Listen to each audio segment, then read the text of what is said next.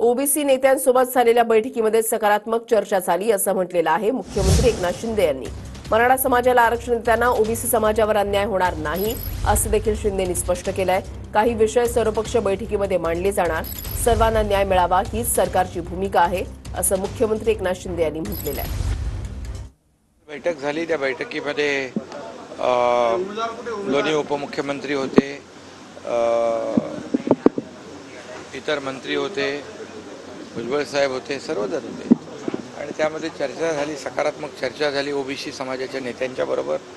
आणि मराठा समाजाला आरक्षण देताना ओबीसीवर अन्याय होणार नाही ही सरकारची भूमिका पहिल्या दिवसापासून आहे आणि त्याप्रमाणे काही विषय काल सुटले, काही विषय जे आहेत ते सर्वपक्षीय बैठक होईल पहिल्या आठवड्यामध्ये विधानसभेच्या अधिवेशनात आणि मार्ग निघेल।